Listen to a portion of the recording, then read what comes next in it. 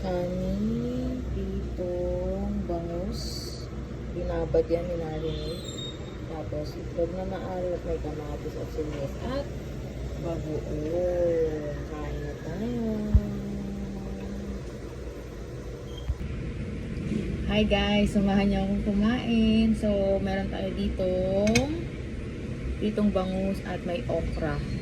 Hindi ako kumakain ng okra, pero sabi ko, gusto ko siyang itry. Dapat kumain na talaga ako ng okra. Pipilitin ko ang sarili ko na kumain ng okra. Tapos, bagoong. Tagal ko hindi nakakain ng bagoong. Hindi mo na ako kumain ng bagoong nung nagbubuntis ako. Pero ngayon, medyo okay na rin siguro. Itlog na maalat na may kamatis at sibuyas at kalamansi. Gutom na ako. Tara, kain na tayo. Meron tayong tubig. Sanay ako kumain, nakapatong yung pa ako. Pasensya na. Pero ganito talaga ako. Sarap kumain, guys. Sasaw-saw ko yun siya.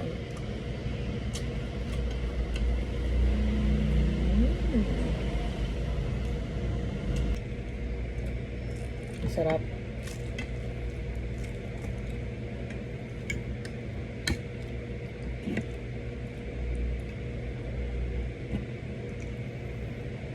Since ako lang ako makain mag-isa pagtanghali, samahan niyo naman ako.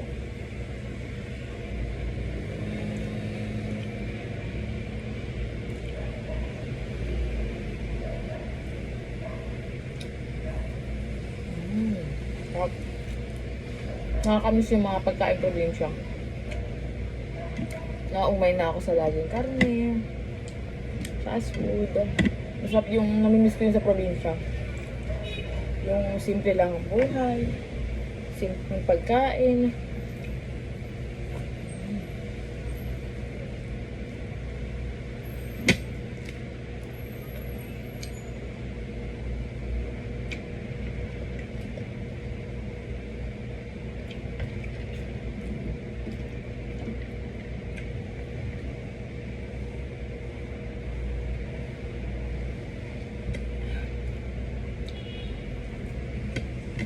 Pasensya nyo na kung marami akong kumain, ha. Alam niyo naman, breastfeeding mom tayo pag lumede ang ating mga babies. Gutom agad.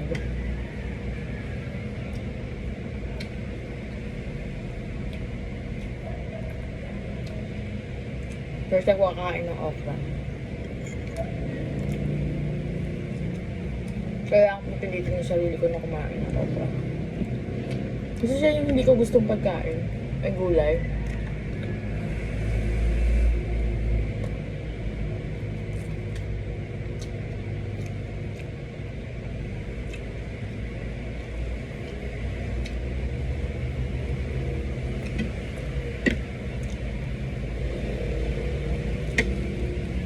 Yung okra ko, pinatong ko lang yung sa sinain ko. Sarap.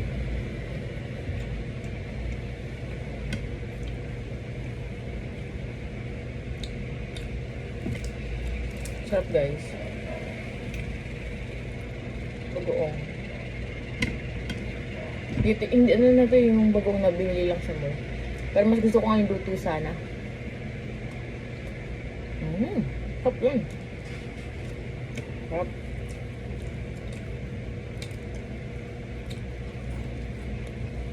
Sarap. Masarap yung bagoong.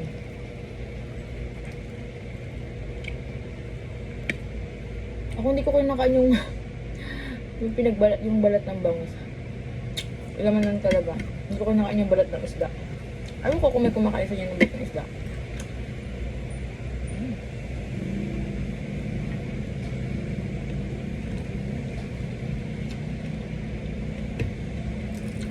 Walang halong ano to, ha, pabebe. Ganito talaga tayo kumain, guys. Ganito ko komportable kumain. Pinoy na Pinoy. Ang sarap ng bagoong.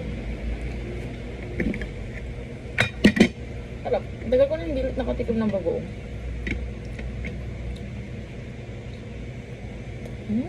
Bugoong pa lang. Sold na.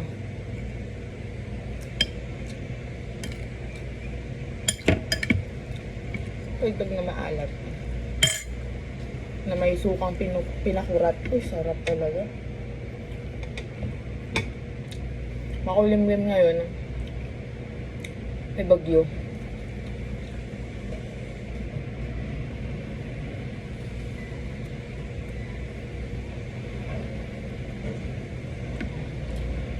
Ano po yung bagoong? Sarapan ako.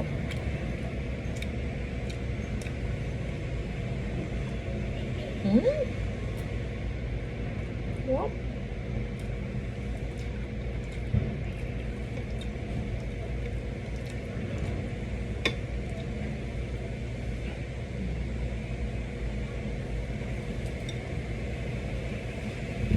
So ngayon, hindi mo na nagmamatter yung figure ko. Saka na yan, babalik naman tayo dyan eh. Ang importante ngayon, focus muna tayo sa mga anak namin. Sa mga anak natin. Oo, anak. Focus muna ako sa baby ko.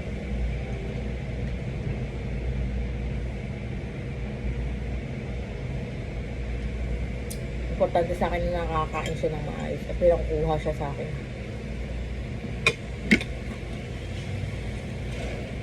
Sarap.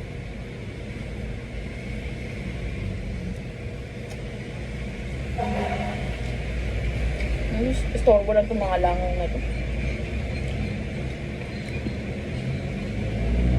Nababad trip ako.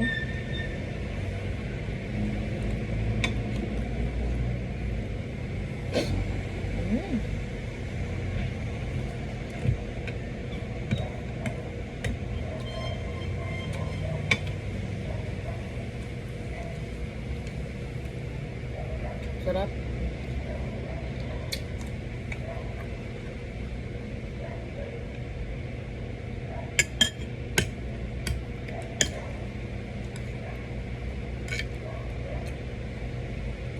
Kamatis.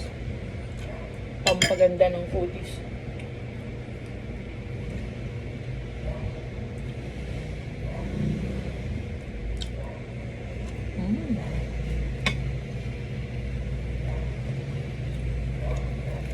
Ang sarap.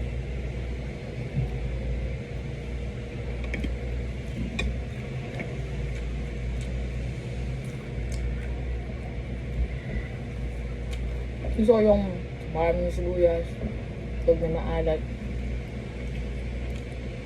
Mahilig talaga ako sa may sibuyas. Hindi naman ako Indian. Sarap. Ang sarap ng bagoong. Parang mapapakanin pa ulit ako.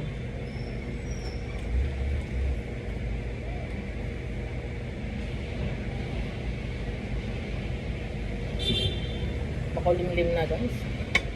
Bigla na nababagsak yung ulan. Alauna pa lang.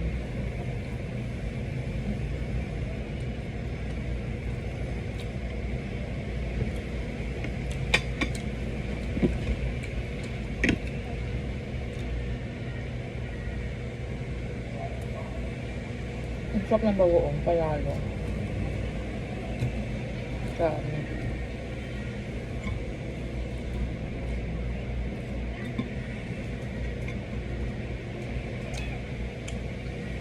Grabe yung sarap.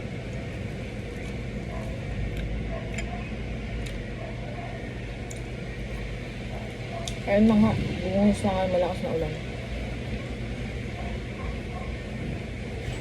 Yun lang.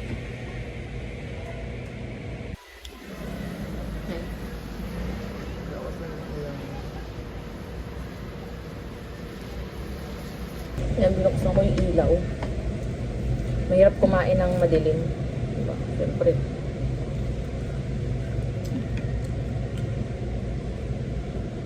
Pakasarap talaga. Pero effective pala pag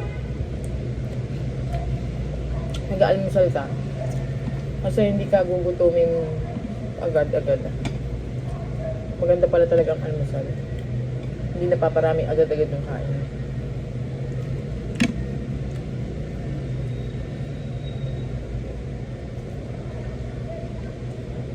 Mga nagsasabi, tumaba na daw po ako. Yes, opo, tumaba po talaga ako. Wala eh, ganun talaga eh. Saka na lang natin isipin magpa-sexy.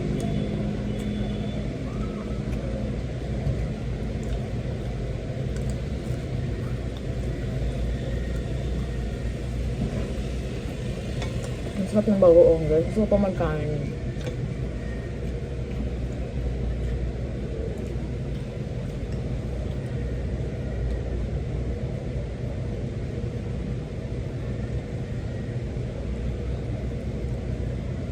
Ang gusto ko magkain. Sarap eh. Kasi namin ang kinain ko. Pag si Lotto sa akin ulit mamaya, wala. Back to gutom ulit.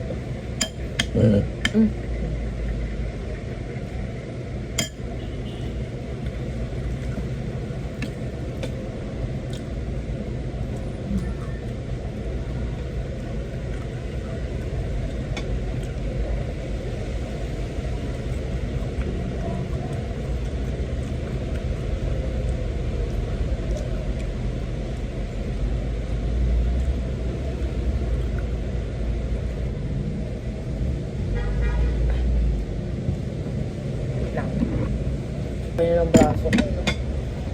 Okay lang. Walang pakialam. Ano talaga?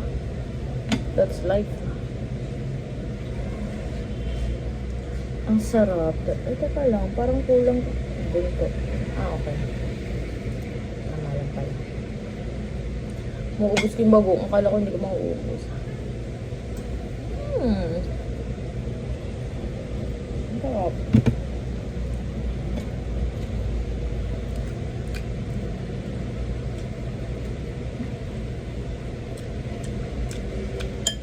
Pag may kamatis talaga, nakukontra yung asim ng ano,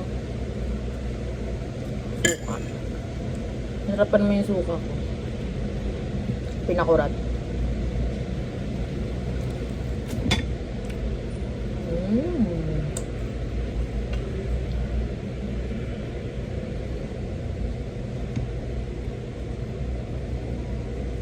Lamig na.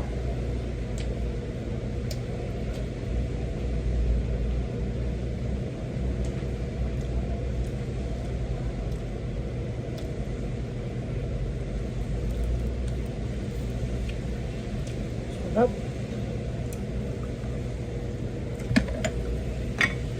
Ito dito. Bagoong. Grabe.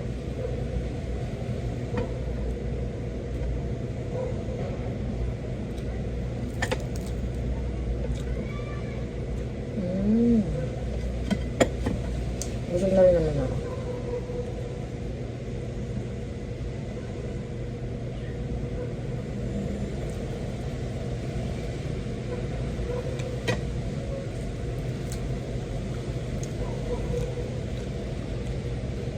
So, di ka lang maubos to. May mga iba pa na makakain.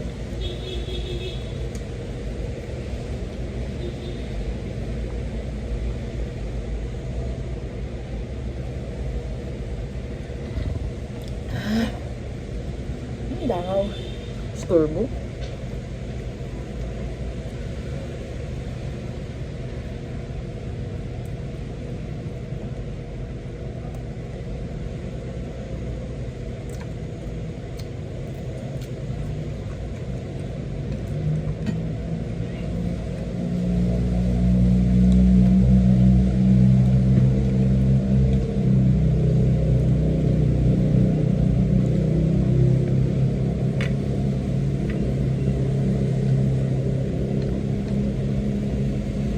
Sarap.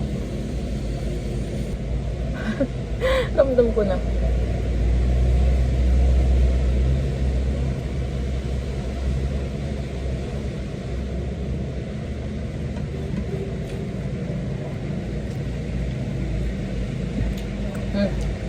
sarap.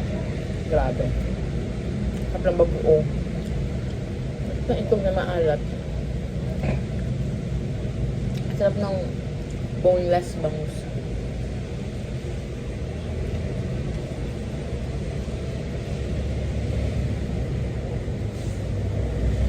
fairness yung okra. Na-overcook yata. Hindi ko siya masyado malasahan. So at least nakakain ako ng okra. No? Pinilit ko yung sarili ko na kumain ng okra. Hindi ko kailangan kong kumain ng okra.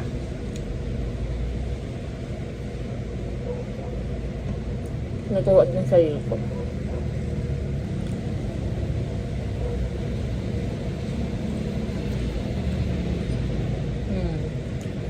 Okay na. Smooth na. Solve na ako.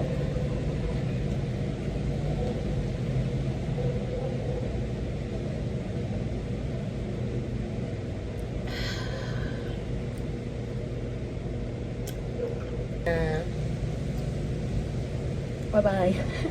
Kuhugas pa ako ng plato.